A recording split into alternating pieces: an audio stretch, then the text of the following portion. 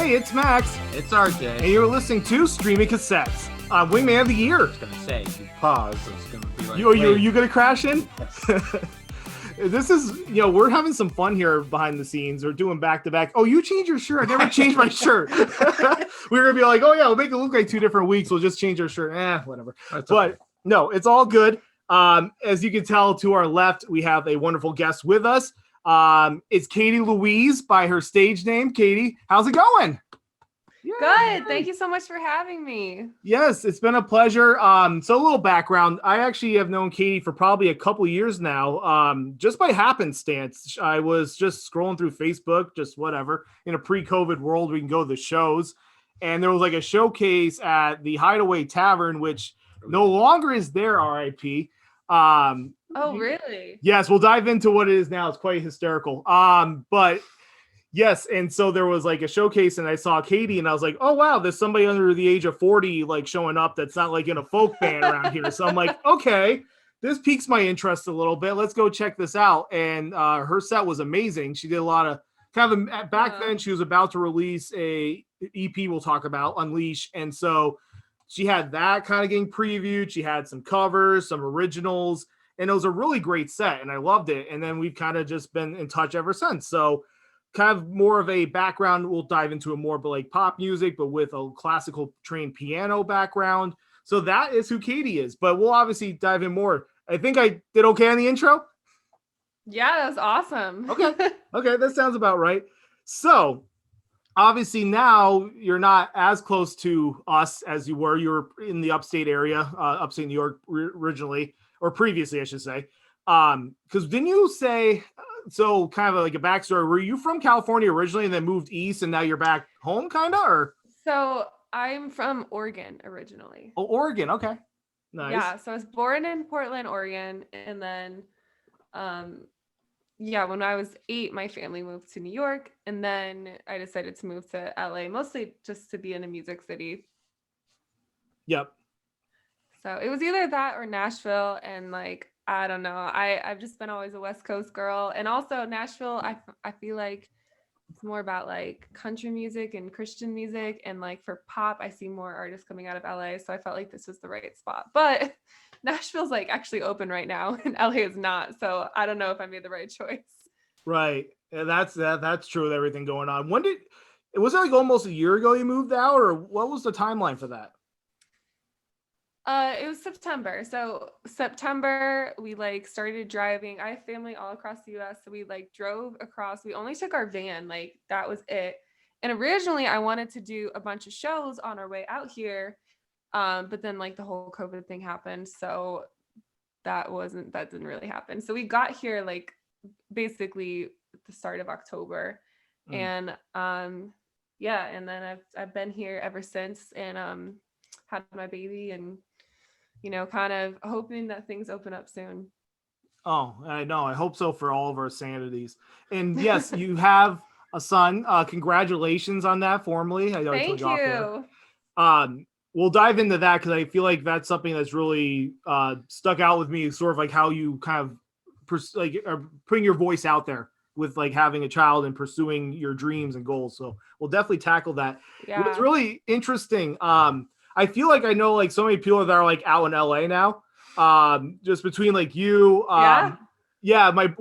So it's funny. My brother was there this week, and he I think just flew back today because I think I was telling you how he's in New Mexico with like his music and stuff. But he's moving out there. Yeah, he's like the EDM producer. Yes. Yep. Yeah. Okay. Cool. Yeah. And so he's moving out with his wife in June. Him and his friend to be like the whole group together. Because like you said, being like in the place in LA with opportunity and stuff. So I like know him. I have a friend from high schools out there, like a friend from grade school. It's just crazy how many people I know that are like in Southern California, like having this little nucleus. It's just from different aspects. You should come out here. I might need to. I mean, it was funny because my brother's like, yo, if things pop off, you might have to come out here. I'm like, okay. And then my wife's like, I'm not complaining. I'm like, all right, whatever. Yeah. I mean, how are you doing with all that snow on the ground, man? It finally just melted. It felt like it's been like the frozen tundra for the last like month. And then we had like 2 days of 50. You probably be like, remember, you used to get excited about a 50-degree day. And then today it was like 28, like a wind chill made like 12. And I'm like, are you shitting me? Like, this is just crazy. It's like, no, I don't want this. It's crazy. You know, it's funny how, like, you know, you talk about all your friends being in LA, and then you also said something like when you were excited to hear me play because I was like the first person under 40. So that was like another reason why I wanted to move out here, because I was doing all these live gigs and I felt like I was always playing to like 60-year-olds in bars, and I was just like, I need a younger audience to play in front of. And our area, like where I was from, like Albany, New York, it's just not a young area, you know what I mean? Right.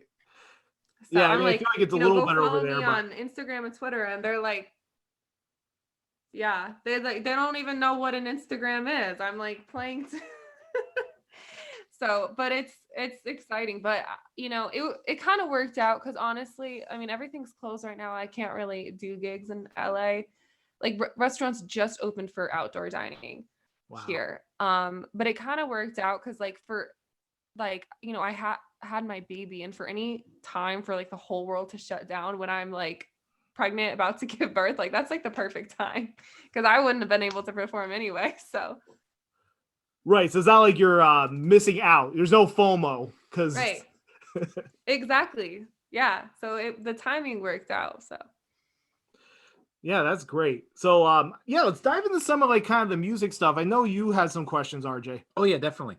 So I definitely could tell you're classical trained from your music. But what I really noticed from like modern pop music, it's usually not that deep, and I feel like your music is really poetic. So what do you usually grab from your lyrics? Like, is it personal things, or just stuff that pops into your head? Yeah, it's mostly pain. I actually have a really hard time writing about like happy things, you know?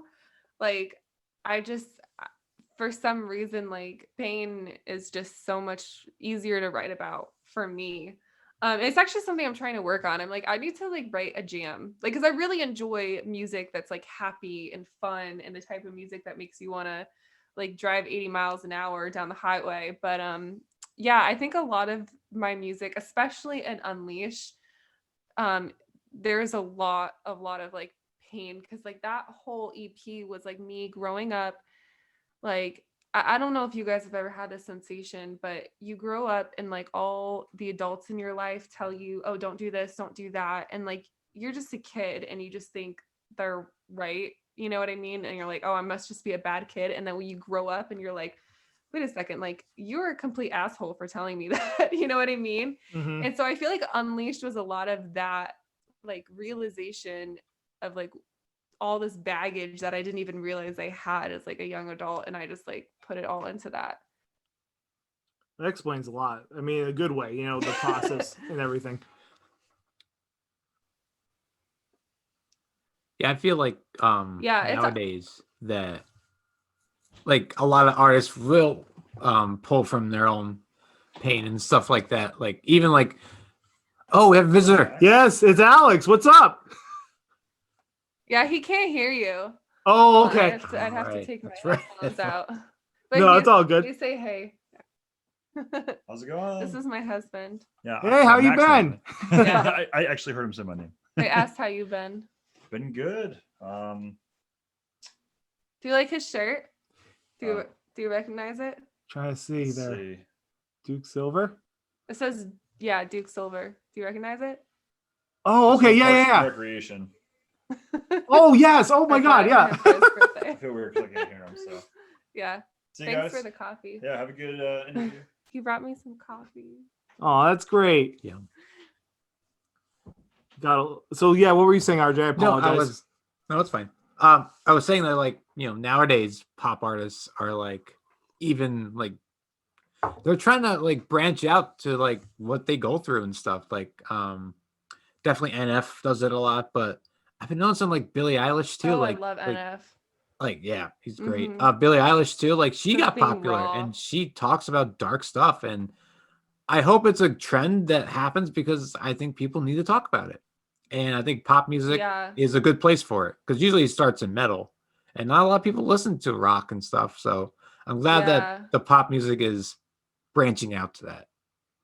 I think part of it is like there's been a shift in the past like decade or two from record labels controlling everything to like the artists actually having more control, which is really, really awesome. And I think because of that, people are writing about like things they want to write about instead of just like pitching it to a label and the label, you know what I mean? The label just having this cookie cutter idea of what they want. Right. Yeah, I think you notice that in a lot of artists' sounds that they can have more freedom. I feel maybe it's not to be as like produced. Yeah. So one thing is, so you have this background in piano. How long were you? When did you start learning piano? Maybe I should word it that way.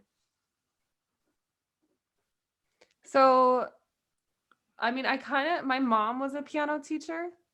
So, there was like a piano in our house and there was like piano books. So, I mean, ever since I can remember, I was like fooling around on it, but I didn't formally get like piano lessons until I was 10 years old. That's when I kind of started. And I came home from my first piano lesson just crying. I was like, Mom, don't ever take me back. I don't want to go back. So I had this crazy Russian piano teacher and she was like super, super strict and she scared the shit out of me that first lesson. Oh my gosh. Yeah. She used to like slam her fist on the piano. Like, I'm not even kidding you. I had the worst piano teachers. And this is probably why I quit classical music is my piano teachers were so strict. So I talked to my friends and they're like, I'm like, is this your experience having lessons? They're like, no, but I never had an American piano teacher. All of my piano teachers, like none of their first language was English. And like, I just think different cultures are like more strict, which is probably a good thing because it made me work really hard. So. Right. I mean, that's an interesting complex, I guess, if that makes sense. That's crazy. Yeah. So it was good. I mean, so I had like a Russian. So my first piano teacher, my first piano teacher was Russian. My second piano teacher was Korean, and my third, like they all like were born in these countries. My third was Italian, and they were all just like really, really strict. Wow. So when did you get that like urge to switch from more just strictly on piano to being more of an artist the way you are now?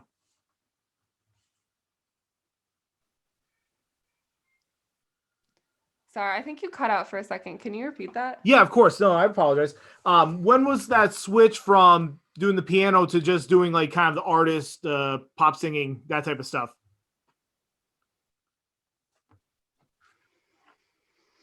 Yeah, so I remember when I was in high school, I was constantly writing songs. I would like start practicing, doing my classical practicing, and then I just fall into like writing a song. I think when I was around 16, I don't know, there's a lot of things that happen, but I think just like the pressure that my teachers had put me under, like I felt like I couldn't live up to what they were asking of me to do. And I'd always secretly had this like desire to write songs. And eventually I was just like, I always like was like, okay, I'm gonna go to school for like piano. And then in the back of my head, there was always like this fantasy of singing and songwriting. And I think when I was like 17, I was like, man, if I really want to do this, I just got to go for it. And I think another thing that really stuck out to me is I used to watch the Albany Symphony. I go to these classical performances and the crowd was just like so boring. Like everyone's just like sitting there, like observing, like sitting like straight. And like, then I was thinking like, when you do pop music, people are cheering and they're like excited. And I was like, what crowd do I want to play in front of? And so I've always wanted to be a performer, but that was kind of one of many realizations that made me switch over. Yeah, that makes sense completely. One thing that I would say maybe has kind of shaped what you're doing now musically is having your son.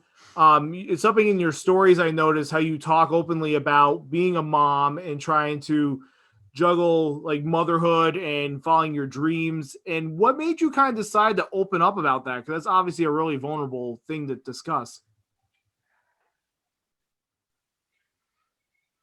I've always been a really vulnerable person. I've always been an open book. I think, especially on social media, I think there's so many people who just choose like a very specific part of what they choose to show to the world. And I know that a lot of people struggle with looking at someone else's social media profile and thinking, wow, their life is so perfect, like, and just feeling jealousy. And I just want to just be a real human being. Like, I just want to show, this is just who I am. Sometimes I have great days, sometimes I have bad days. This is just what I'm going through.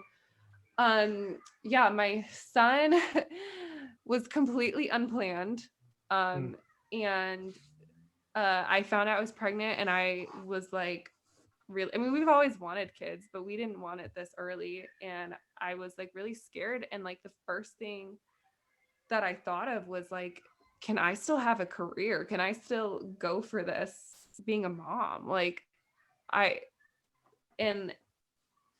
kind of like, to be honest, I'm ashamed of it, but like it did put me through like a depression for a while, and I didn't post for a while. And because I kind of had to like convince myself that like music was still worth pursuing. But I've always been a fighter, and I like never, I just don't give up. You know what I mean? So like, this is my dream. I think that's one of the things that's so exciting about the music industry not being controlled by labels anymore, is like, maybe I wouldn't have had a shot in the days of like you having to pitch to a label, because they would say like, you have a kid, like there's no way, you know what I mean? But now that like, you don't have to make it big to be a successful musician anymore. Like there's so many levels, and there's so much more control that artists have. And like with social media, it's a whole different world nowadays.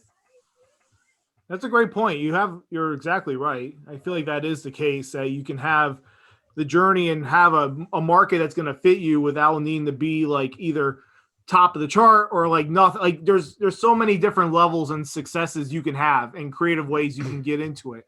And I think that's a great mindset to have, like overall. Right. Yeah. I think ultimately my goal is like, when I was in Albany, I could do a show in Albany and sell like 100 tickets.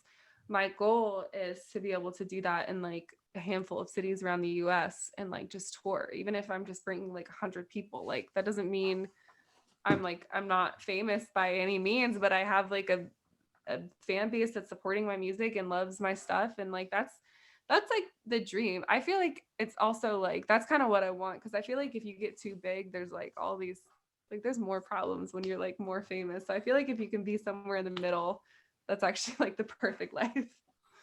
Yeah, do what you love, but not have like extra baggage with it. Yeah, like not go into the grocery store or worry about your kids' safety. You know what I mean? Worry about your family being targeted. Like, I don't know. No, I think that's very fair. Now, RJ, maybe. So we'll see. Whatever happens. Right. Yeah. No, exactly. Sorry, go ahead. No, I feel so bad because it's like I'm not the type to trample on a sentence, but you know, gotta love Zoom lag. So. I know. I know. Internally in my head, I'm like, I hope Katie realizes I'm not an asshole. Oh no, I really there's a lag. I mean, it's hard. I'm just like, okay, wait 2 seconds. They'll probably respond in like. Well, it's so funny because we just had that band from Canada, and so. Well, you know what? We're a very behind the scenes network here. So my Wi-Fi was being really stubborn. This room's like an offshoot in my house, and it was like kind of pissing me off. So I said, all right, I'm going to call Comcast to see if I get faster speeds. And there was like, oh yeah, we'll give you this like 800 megs. And it's going to be like for a contract price, like less than I pay now. I'm like, fuck yeah. Okay, cool. And then I got an extender. So I'm like, yeah, I should be good. And then we had the band on from Canada and it was fine. Great. No problem. And then with this, I just think, no matter how hard you try, there's no rhyme or reason. So the web is going to do what the web's going to do. I know. Exactly. Yep. But I did want to mention is some live show stuff. I didn't know if you had a question on lives. I have my own questions, but maybe like how the pandemic is and stuff like that. Yeah, like how did COVID, like you mentioned it before, like traveling across the country, you wanted to play shows, but has it affected you in any way other than Oh, music? yes. Yeah. I mean, I lost so much money. Like I canceled like 50 plus gigs. I mean, that was a really big way that I made money. I would make like $200 to $600 a weekend performing. And yeah, I had to cancel a ton of my gigs. And then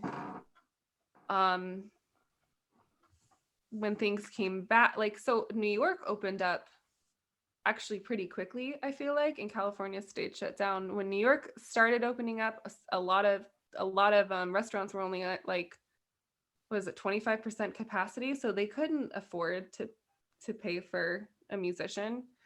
Some of them could, and then I was also like super pregnant, and I had like a hard time, like I don't like doing anything. So yeah, so it was definitely crazy. But I did do a goodbye show in New York, and that was really fun. We had a lot of people there, and like right when the restaurant started opening up, I started trying to do a couple more gigs. And then I moved out here in California, and everything shut down. And I don't even think, I used to have 3 hours of music memorized. I don't even think I still have that, you know?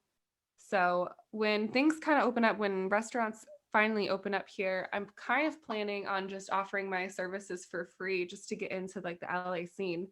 You know, you have to kind of like start from the bottom where you're at, right? So That's very true. Almost like a restart.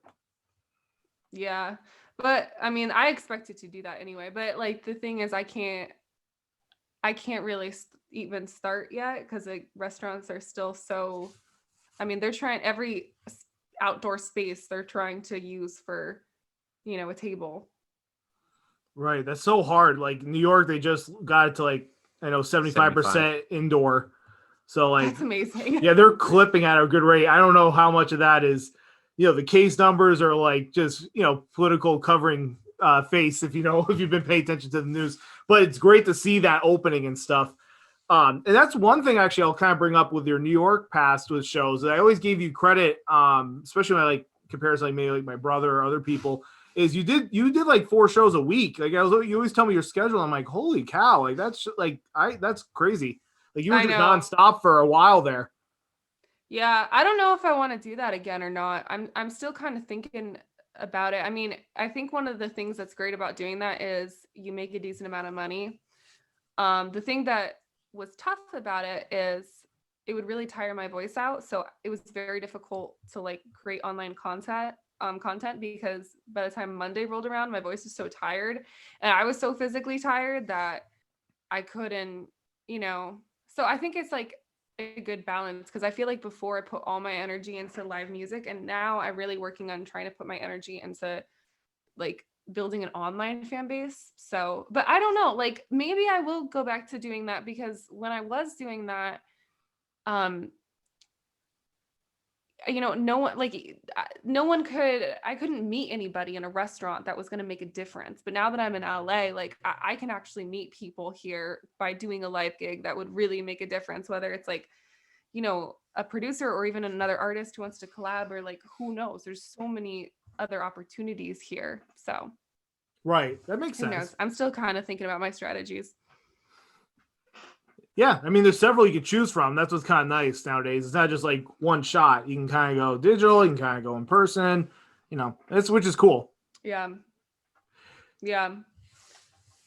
I feel like one of your bigger shows, if I remember right, it was like, what was it? It was in Crossgates. What was the name of that place, the venue? You had a few hundred people at that show. Jupiter Hall. Yeah, that was it. Yep. Yeah, how was that experience?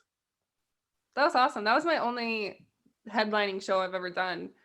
And it was really, really cool. It was awesome. It was exciting. I mean, that was like the same night that my EP was released. It was actually really dumb how it all came across. Like the story behind that is really funny. So I think like, I don't know, it was like 6 months prior or something. my husband had always been trying to my husband would always book my gigs for me, and he'd been trying to get us into Jupiter Hall for the longest time. So he's like, finally gets a hold of this guy and gets me a show. And I'm like, wait, I can't like do a show at Jupiter Hall if I have like no music released. I don't know. Maybe I could have, but in my head at that point in time, I thought I couldn't. So I was like, okay, March 15th when the show is, I'm going to release an EP. And like, I said that when I hadn't even started recording at all, which is actually really dumb because then I ended up like rushing a lot of the EP, which I kind of regret because I feel like I could have spent more time on it. But it's just funny how things happen, you know? Right, but without that, I mean, you could like you learned probably so many lessons from that. But like you said, I can get what you mean. You know, there's this age-old problem that I struggle with, which is like, do you, and you guys, I'm sure as content creators, I'm sure you struggle with this too, which is like, do I spend more time to like polish this and make it even better? Or do I just post it because I can't just spend all my time making something perfect? And you know what I mean? And it's like, you have to be like, if you're trying to get a video out a week, there's only so much time you can spend. And so it's the same thing with like albums. It's like, how long do I just polish this? And when do I just post it? You know? Oh, so yeah, as soon as you said that, I'm like, yep, like nightmares go through my head. Like, yep, that sounds about right.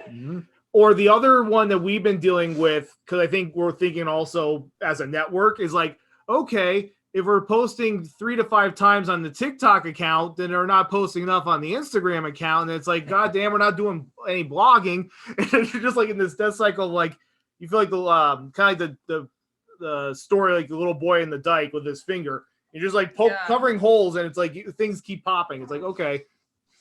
Yeah. Exactly. And it just, it does give me nightmares too, because I'm just like, I can't produce all the content that I wish I could and make it all perfect. So right.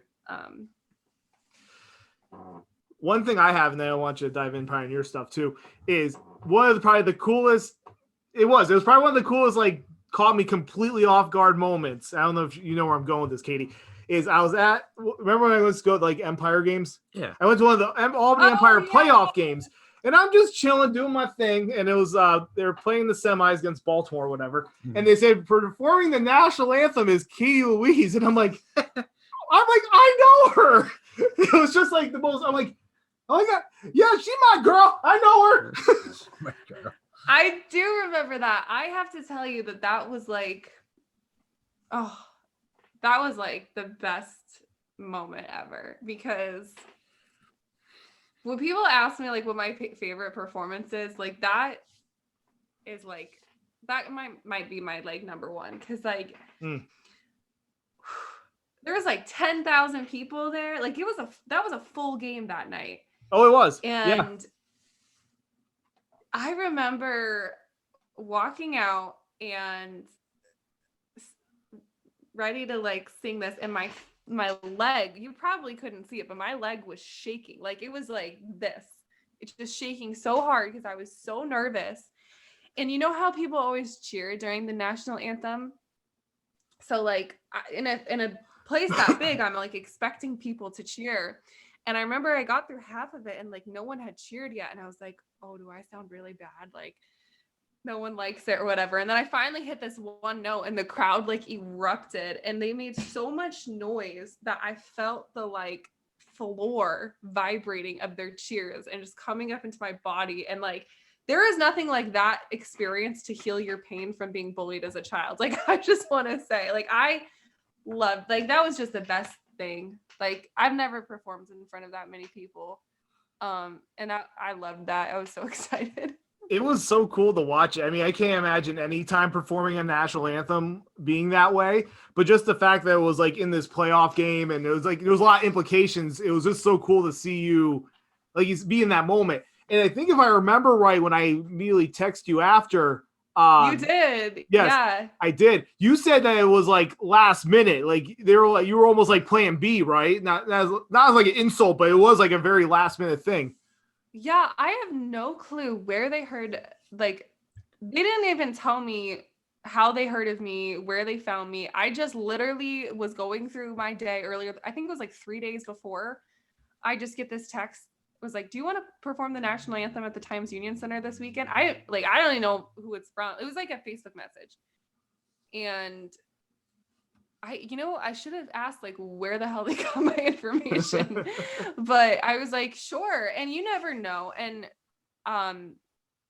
it was so funny because I think right before some of my musician friends had like just done a show at the Times Union Center, and I was like, man, that would be so cool to perform there. And then that just happened, and I was like so excited. So that's cool. Well, I hope hopefully lightning will strike twice and you'll have a moment like that, because that has to be special. I know, because I remember like that part in my life. I was teaching piano lessons a few days a week. I had this job at the church, so I had like a choir rehearsal during the week, and I had, I was like doing a bunch of services. And I remember sometimes I would drive all the way down to like the city or Fishkill, do a show, come back. It was like 3-hour drive, 6 hours both ways. And then I get home at like 2 a.m. and then I have to wake up at like 6 a.m. and like go sing for church. And like, I was just like so exhausted all the time and just really hustling, trying to put everything I could into my music career. And then I remember the moment that I was singing that national anthem in front of so many people, I remember like chills going through my body and like thinking like, this is what I worked so hard for. And it was like moments like these, because so few people get to experience what I'm experiencing right now. And it was just kind of like one of those moments, like full circle moments. Mm-hmm. That's so cool. Like, I was legit happy for you when that happened. I was like, oh my gosh.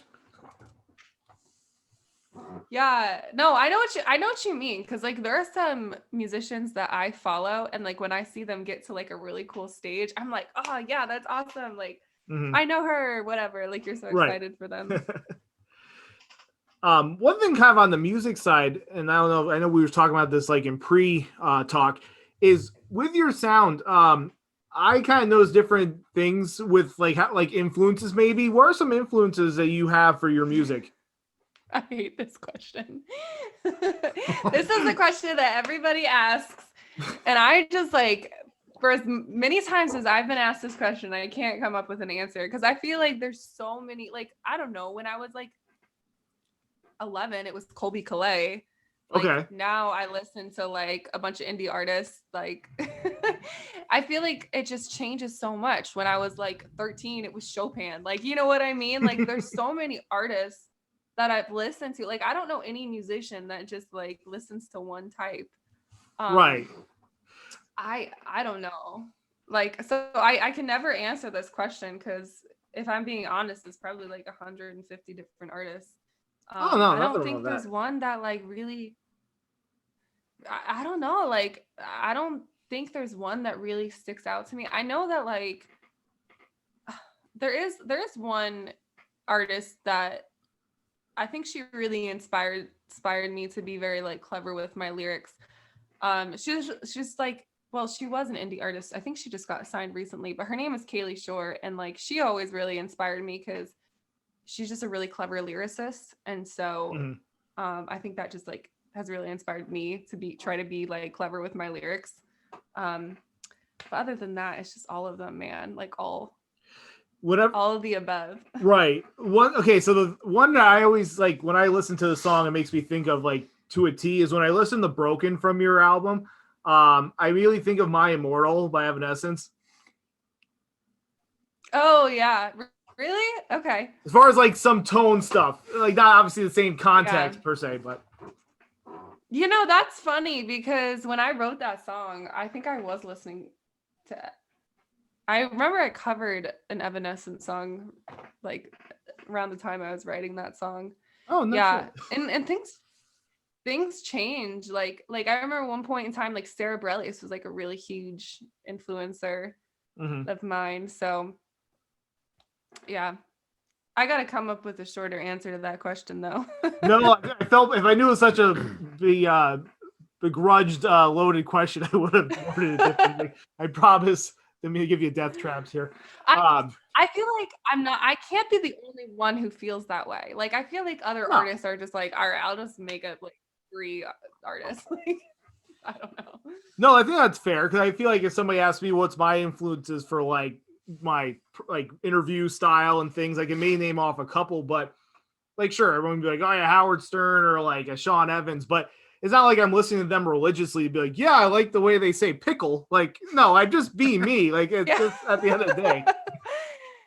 Yeah, well, and it's like at the end of the day, if you're, I don't know, imitating another artist too much, like you're not original. So it's like you pull from all these different things, but then you also pull from yourself, you know, and like your own personality.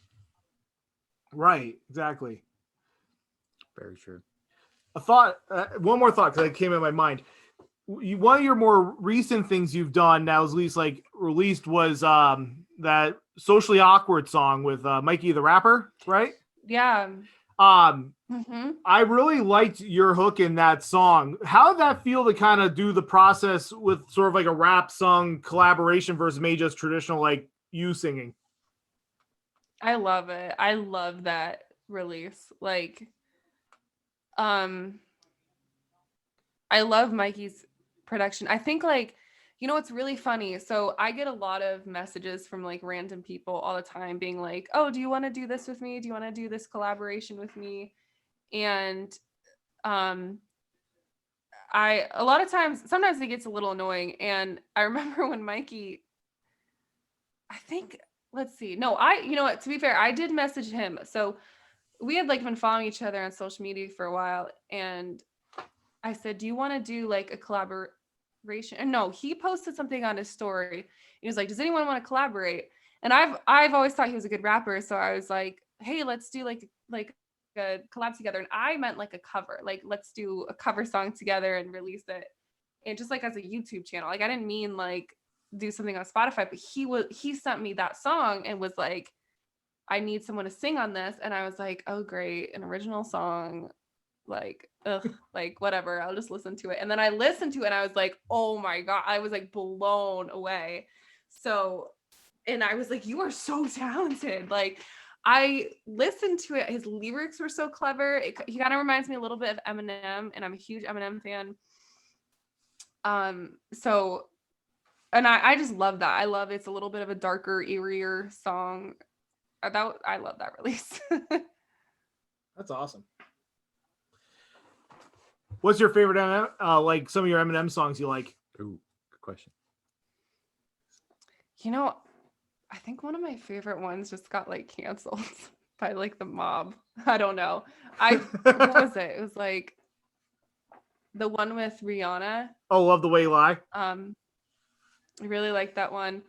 He has oh gosh, I can't think of the name of like one of my other.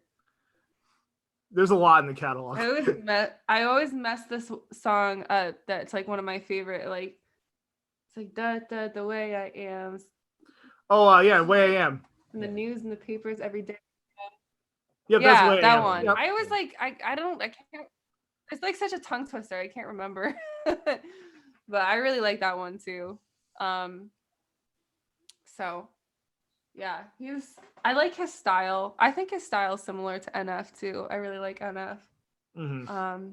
So, but yeah, Love the Way You Lie. I always really like that one. It's super dark, and I get why people might not like it. And I think what I liked about it is how just raw he was with like something that was obviously a terrible thing to ever think of, but like the fact that he just express that emotion, because like that's the thing, is art isn't always pretty, you know what I mean? But if you always make like, if art always has to like get to a certain standard, it's not always real, you know what I mean?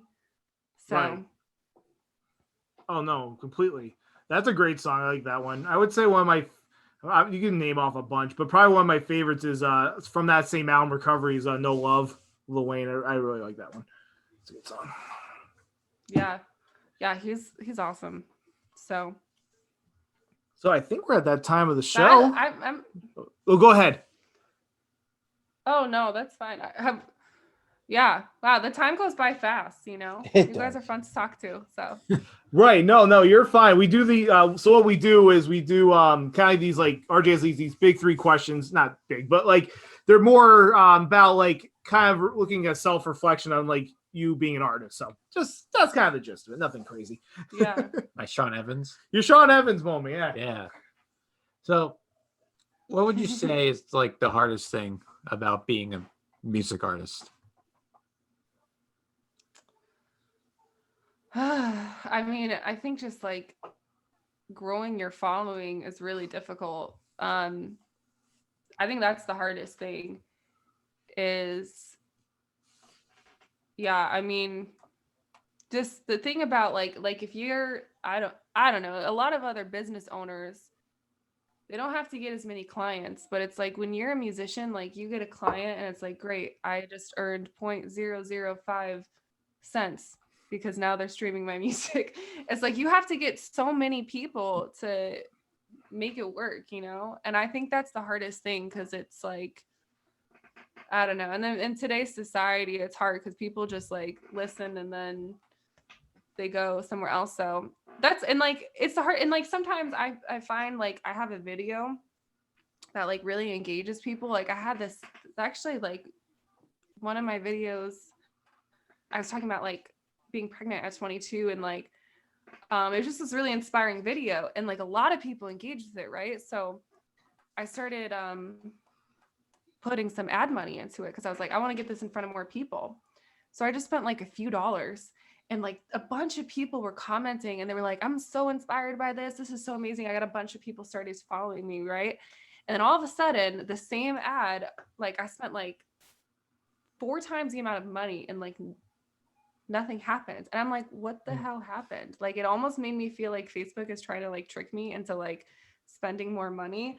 I feel like I'm constantly in this game of trying to like learn an algorithm and learn this and learn that. And it's like, that's why I love TikTok so much because there's so much like free, like, I don't know. I feel like they actually make good content put in front of people. You know what I mean? Mhm. Like TikTok just gives people a chance.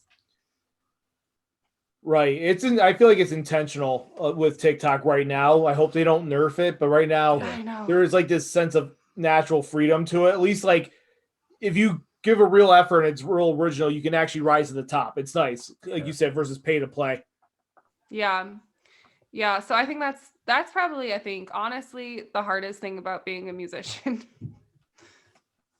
That's a valid one. Yeah. We get so many different ones too. I like Crazy. it. Yeah. We could like just write a whole like book on it. I think it's just such a grind, you know? Mm-hmm. Right. It really is. And it's not even just a grind because you can work really, really hard and just not like have whatever special sauce you needed to make it work. You know, I feel like I'm constantly playing a guessing game of like how to market myself and like, I don't know. Yeah, no. That's true.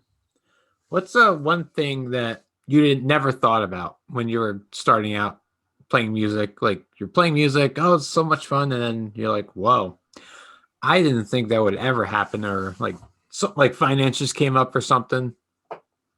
Like, what's one thing that was like, I never thought of that when I started playing music? Like a specific moment? Like, it could be like, oh, I didn't think I would be on the road all this time, or I didn't think it would take up so much time of my life. Like, what's something that like you never noticed like playing? Well, I will definitely say it's funny because this kind of contradicts everything I just said, but I definitely didn't think that I would be able to like make an actual living doing music, which is funny because of everything I just said. But I remember telling my dad when I was like 12, I was like, I'd rather live in a shack and do music than anything else. Like, I just thought I was going to be poor. Like, everyone just told me like, oh, you go into music, you're going to be poor. And I was like, okay, well, I really love music, so I'm just going to do it anyway. But right now I make a lot of my money by teaching piano lessons. And like the gigs, helped quite a bit as well. So what I want to do is make money like completely as an artist, which I haven't been able to figure that out yet. But the fact that I actually eat things that are not ramen definitely surprised me, because everyone just told me I was gonna. So, that was actually probably one thing and like, it frustrates me too, because it is hard, I think, to make a living as an artist. But as a musician, like, you can play for weddings, you can, like, there's a lot of things you can do. And I always tell my piano students who I feel like have potential, like, don't let anybody like fool you into thinking like you're never going to make money. Like, you can, like, piano teachers get paid $50 to $60 an hour. You know what I mean? Like, you can make a decent living here. So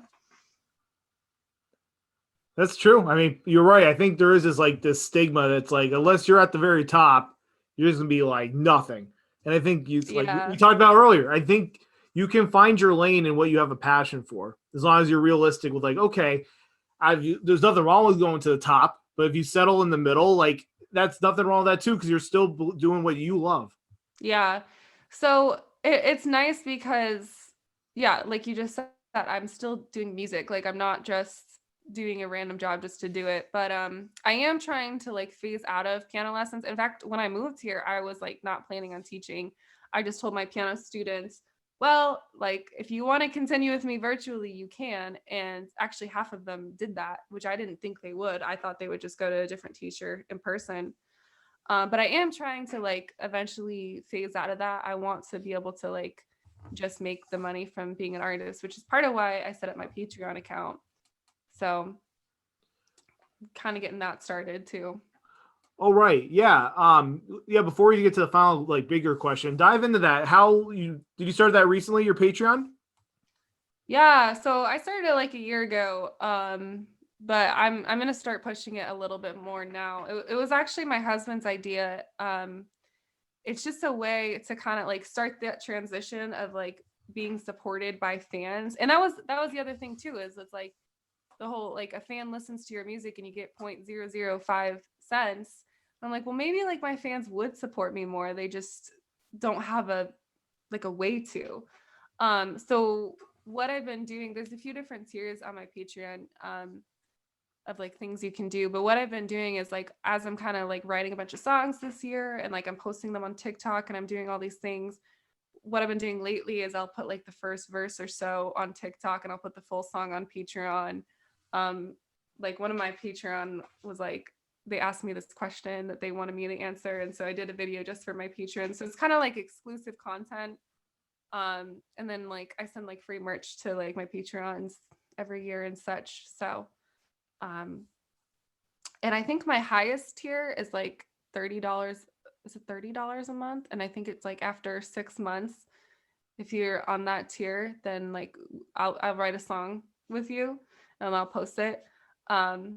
So just like ways for people to just kind of help support me. Right now I'm just pumping all that money into like ads just to try to like build my name up. But eventually I do want it to become like a livable income so that I can like afford daycare and like do this more, or like stop teaching lessons so that I can like do this more full time.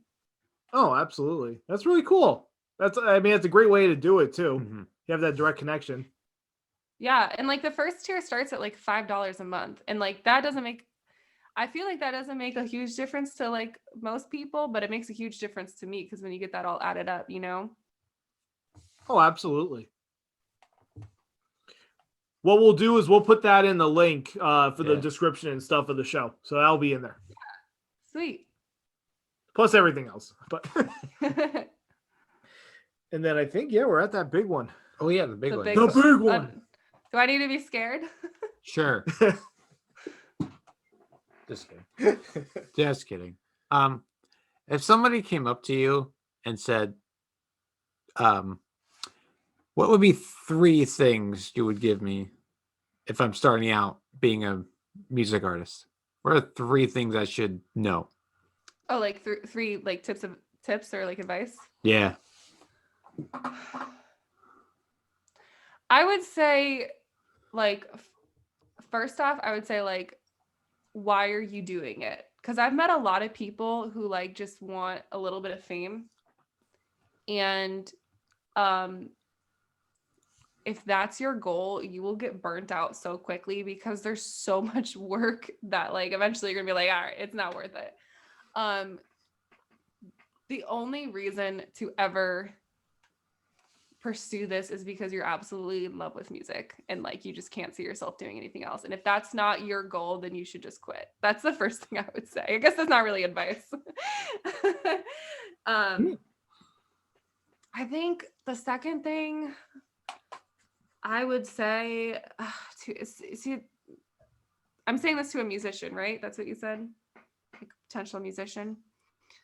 I would probably say like learn social media. Like I know a lot of musicians who just don't take social media seriously at all.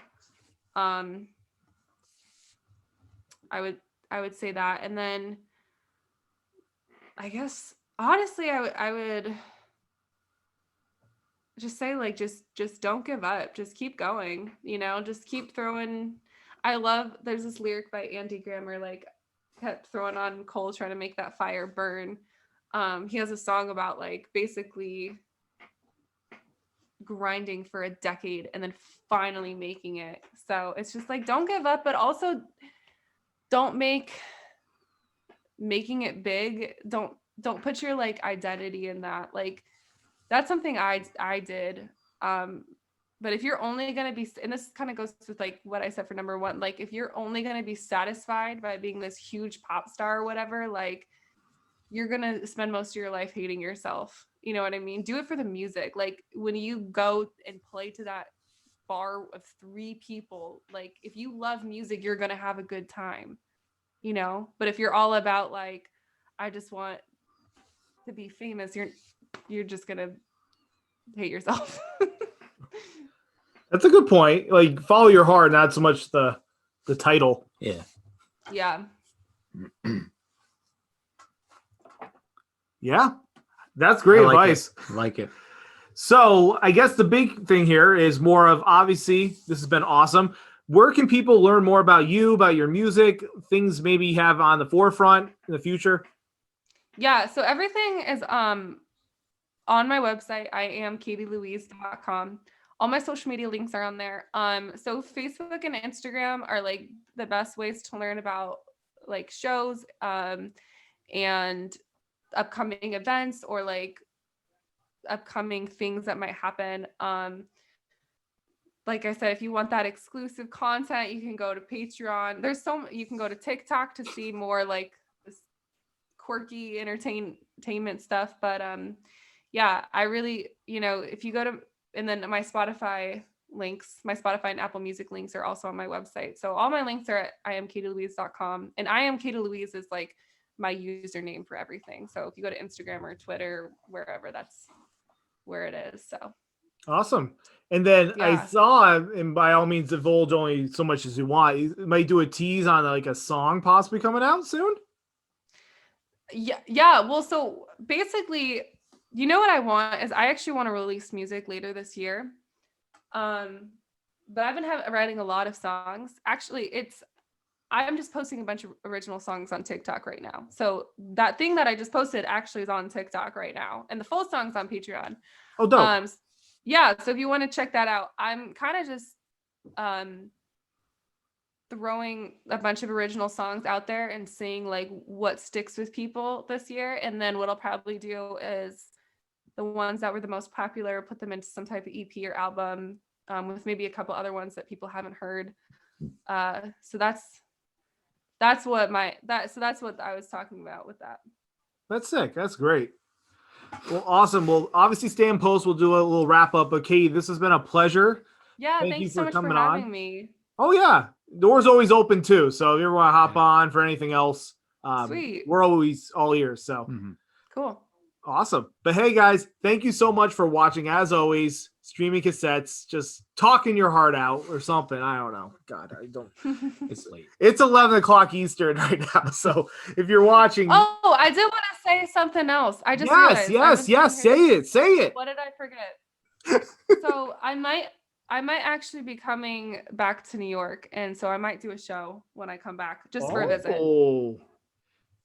Like seeing. I wanted to say that. I was like, what did I was like, I forgot to say something. Well, I'm glad you caught it. Yes. So I have two, like, my friends are getting married. Oh, Nice. congrats, Mary. Yay. I have some friends who are getting married, and we're probably gonna go back for their wedding. So I'm hoping to like do some type of show for my New York friends, family, fans, Humans. whatever. Humans. Yeah. Yeah. So yeah, I'm sorry. You were wrapping us up, but I just wanted to say, look out for that if you are on the East Coast. No, No, don't I be. haven't disappeared completely. No, it's good. Sometimes our outros are like, we try to make it just as goofy as the intro, so that's fine. This works perfectly. Sweet. Yes. Well, no, but thank you as always. Wingmanoftheyear.com. You can check out our shows, our blogs, our merch, get this Deathcore vegan shirt and other stuff. And we're gonna get you a shirt. I think that we know some people. Yeah. Yeah, we'll get you something. But thank you guys as always. Streaming Cassettes. It's your boy Max and RJ. Katie Louise signing out. Bye. Bye.